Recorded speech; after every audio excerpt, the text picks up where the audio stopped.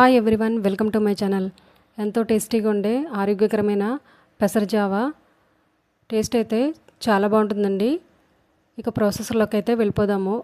ఒక గిన్నె తీసుకొని ఒక గ్లాసు వరకు పెసలు, ఇవి బద్ద పెసలండి, ఇవి పొట్టుతో ఉంటాయి. ఒక గ్లాసు వేసుకోవాలి. హాఫ్కి తక్కువ అంటే ఒక పావు వంతు రైస్ని వేసుకొని 2 సార్లు వాటర్ పోసుకొని శుభ్రంగా కడుక్కొని 6 గ్లాసుల వరకు వాటర్ పోసుకోవాలి.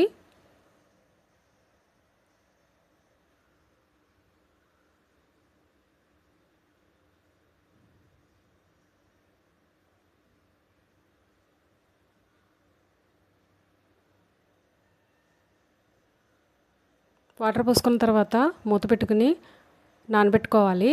ఆ తర్వాత స్టవ్ వెలిగించుకొని ముందుగా నానబెట్టుకున్న పెసల గిన్నెను స్టవ్ మీద పెట్టుకొని ఒకసారి మూత తీసుకొని కలుపుకోవాలి. కలుపుకున్న తర్వాత ఉడికించుకోవాలి. ఈ విధంగా పొంగొచ్చినప్పుడు ఒకసారి మళ్ళీ కలుపుకొని రైస్ చెక్ చేసుకోవాలి.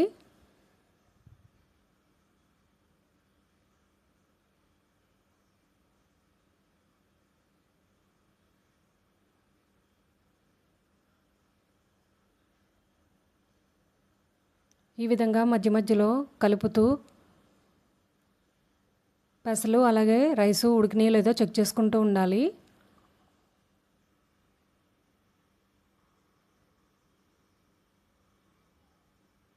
ఈ విధంగా మధ్య మధ్యలో కలుపుకోవడం వల్ల అడుగున మాడకుండా ఉంటుంది. ఈ విధంగా చెక్ చేసుకుంటూ ఉండాలి మధ్య మధ్యలో కలుపుతూ.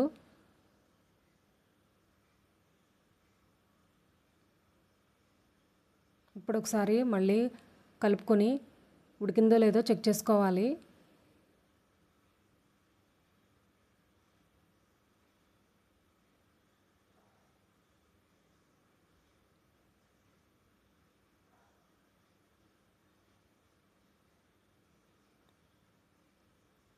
ఇప్పుడు ఒకసారి మళ్ళీ చెక్ చేసుకొని ఉడికిందో లేదో చూసుకోవాలి. రైస్ అయితే ఉడికిపోయిందండి. ఇక ఫ్లేమ్ని సిమ్లో పెట్టుకోవాలి. పెట్టుకున్న తర్వాత మూత పెట్టుకొని ఉడికించుకోవాలి.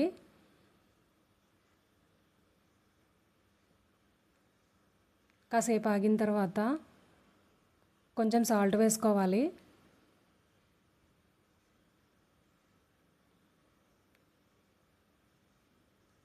వేసుకొని చెక్ చేసుకున్న తర్వాత ఇంకొంచెం వేసుకొని ఒకసారి బాగా కలుపుకొని మూత పెట్టుకొని ఉడికించుకోవాలి.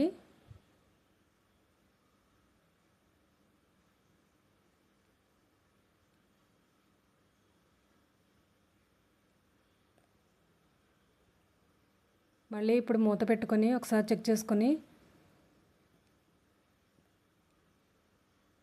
దగ్గరికి అయిందో లేదో చూసుకోవాలి. అంతే అండి, పెసర జావా రెడీ. ఈ జావా పెరుగుతో కానీ లేదంటే నెయ్యి బెల్లంతో తింటే చాలా బాగుంటుందండి. Thank you for watching. Please subscribe.